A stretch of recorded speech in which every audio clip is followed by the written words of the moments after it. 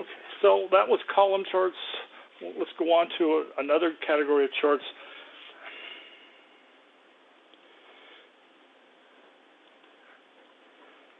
Line charts. Line charts and scatter plots. There's two variations of this, or two flavors of this. Same idea here. Now we've got two variables that are interrelated, they're correlated somehow, and that'd be a scatter plot where x and y, x goes up, we think y is going to go up or something like that, and you get the scatter plot and you'll see the cloud and all that sort of stuff. Or you want to do some trend line over time, those would be either a line plot or a scatter plot, and you can do that sort of stuff. So again, the idea here is have your story, build your table, and then make the chart out of it. Okay. So the story I want to tell here is I want to compare healthcare expenditures across 3 nations for a time period. And so I've got some data from the OECD, the Organization of Economic Cooperation and Development. They have lots of good data on international stuff like this, so we're going to take advantage of that.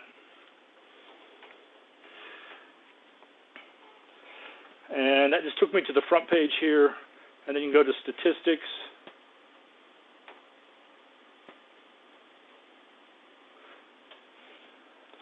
And you'll see there's all sorts of stuff here. So you scroll down until you find healthcare or health expenditures, something like that. Health, maybe. It's in alphabetic order. There it is, the category called health.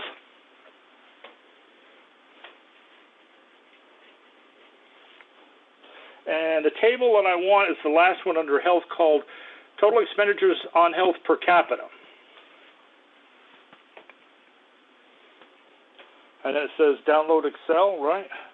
We'll click on that.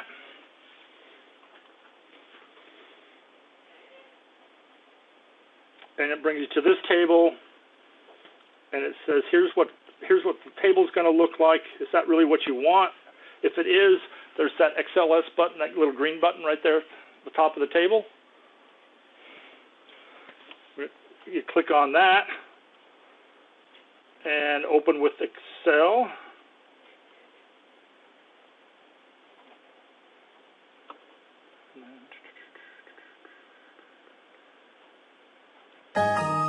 And then you're going to get this error message here. Don't worry about that. Just say OK. When you go back into Excel, just say yes. And there's our data. More than we need. So again, we're going to have to prune this down to what we want. Now again, like in the previous example, this is a spreadsheet, but it's been formatted quite heavily. Europeans don't use commas to separate thousands from hundreds of thousands. They use spaces, which is why those numbers look funny. They just used a custom format to make that all work. Okay. So again, we don't need all this data. So I'm just going to copy. I need 3 countries: Canada, France, and U.S. So I'm just going to copy those 3 rows back to my own spreadsheet. So we'll start with Canada. Highlight that information. Right-click. Copy. Come back to my own workbook. And I'll just paste it down here. Now, again, I want to paste just the values because I don't want the formatted, so I can put them back into numbers that I'm used to seeing. So just paste values. Okay, then repeat the process for the other 2 countries. I've got France.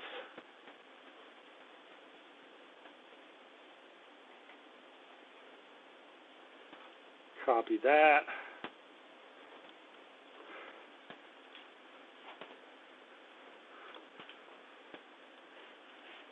Paste special, paste values, and then the U.S.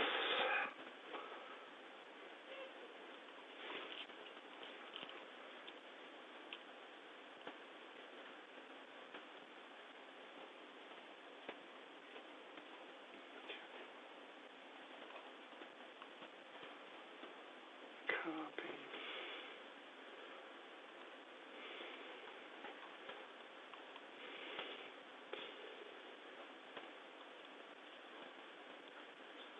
And I probably should just copy that. I'm just going to copy that header.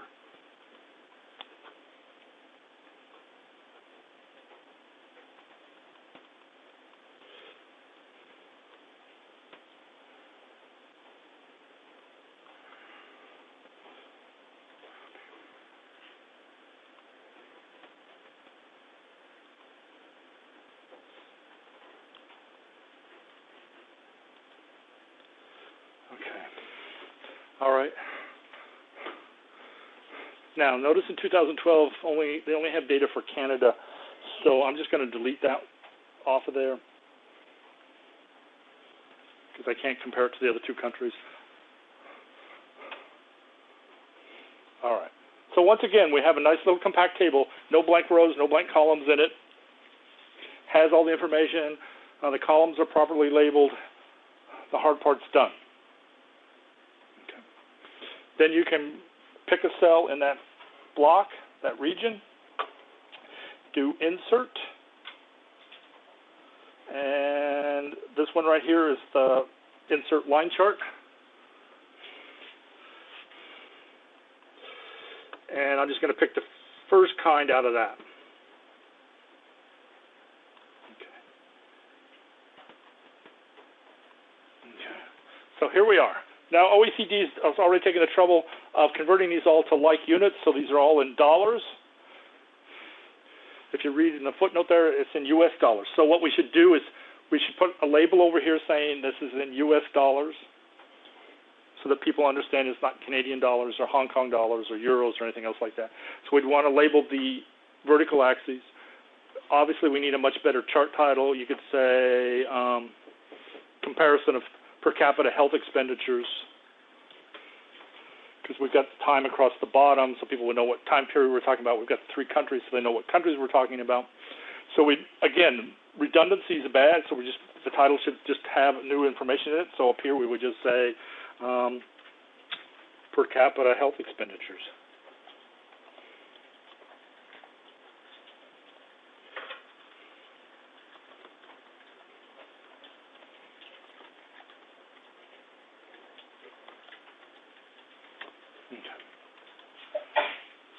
All right. Now, notice the vertical axes, the y-axis. Notice all those zeros. Notice the decimal place, 0.00. Does that add any information to the chart? No, right? So we can get rid of that sort of stuff. We can do a couple of things here if we wanted to. So I'm just going to select the axis, just going to click on that. It's going to highlight that axis. Then I'm going to right-click and format axes. And I'm going to get this dialog box, which allows me to do all sorts of things to it. If you scroll down, see at the bottom of that where it says number, if you expand that, you can tell it how many decimal places you want. Almost, here we don't need any decimal places, so we can just set this to 0. And if you click someplace else in that dialog box, it'll automatically update your chart. Okay. So we got rid of some clutter there. And another one we can try, if we wanted to, back up at the top. See where it says display units? I scrolled back up to the top of that dialog box, and then about 2/3 of the way down, there's a thing called display unit, or 3/4 of the way down. And there's one for thousands, something like that. Okay? So again, I'm taking away stuff, but I haven't detracted from the meaning of the chart. And now this is a little label here, this thousands. So in here, I could come in here and actually change that to thousands of US dollars if I wanted to, just so everybody's clear about what unit I'm talking about here. And so we can add that little piece of information there. Because again, we want to hand this to somebody, and they should be able to understand it. All right. Now, last trick. I'm going to close that dialog box, and I'm going to turn grid lines off for just a second. Okay.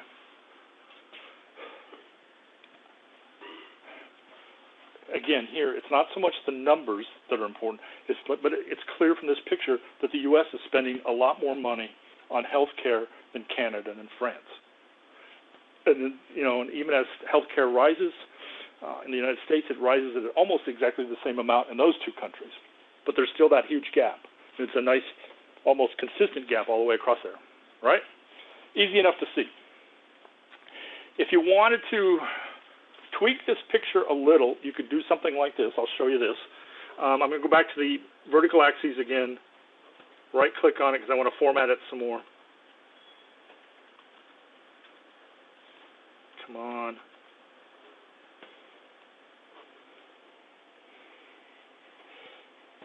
Okay, where it says minimum, I'm going to turn that to 1,000.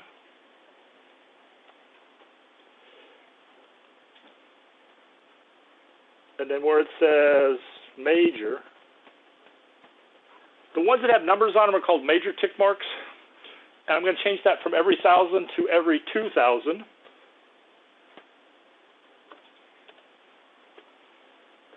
And the minor are the little marks in between, so I'm going to change that to 500. And then down further where it says tick marks, for the minor ones, I've got to turn it on, so I'll say outside. Okay.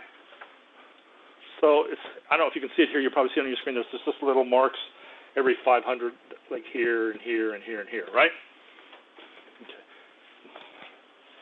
And now if I turn grid lines back on,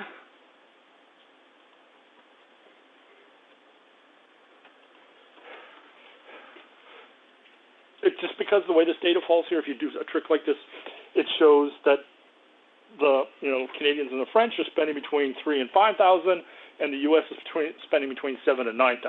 It adds a little bit of stuff. So some grid lines and occasions make for a better chart. Okay. So we've got a pretty good chart here. Now, line chart. This is called the line chart.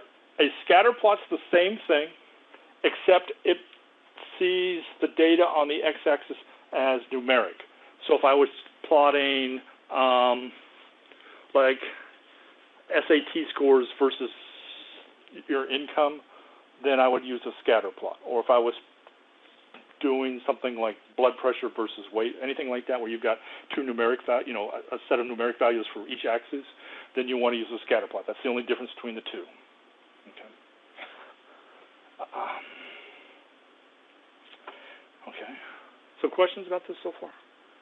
All right. Let me show you one last thing. With these kinds of charts, you have to be careful about how you size the thing. So here's some other data. It's just some phony data that I created for demonstration purposes here. But I'm just going to create another line chart out of it.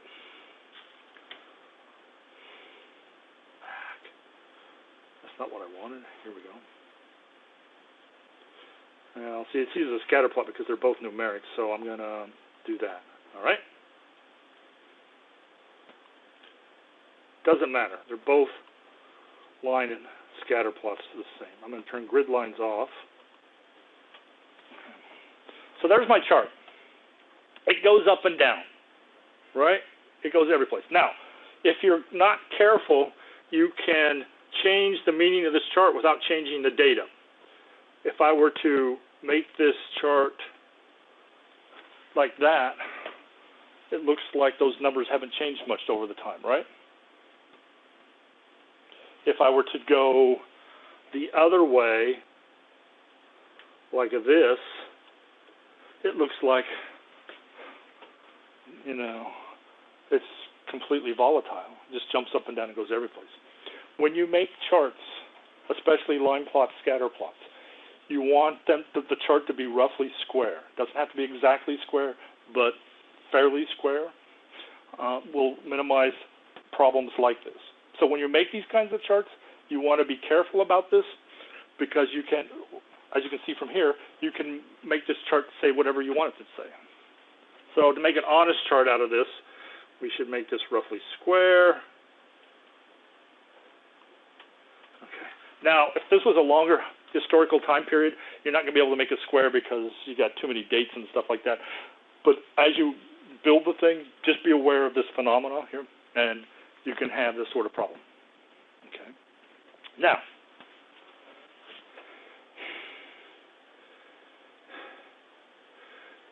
second trick, same idea. Notice my vertical axis starts at 90. Okay. So if I were to modify that, I'm just going to go into Format Axes, maybe, there it is, and change that back to 0.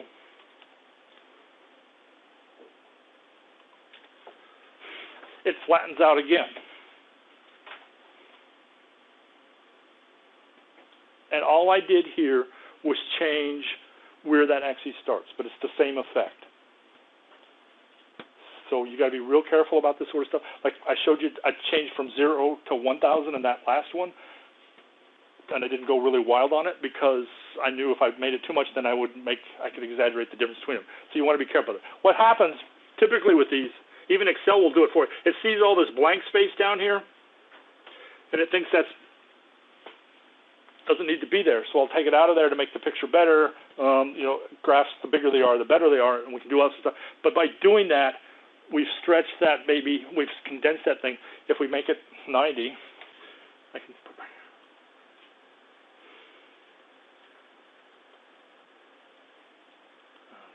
There it is.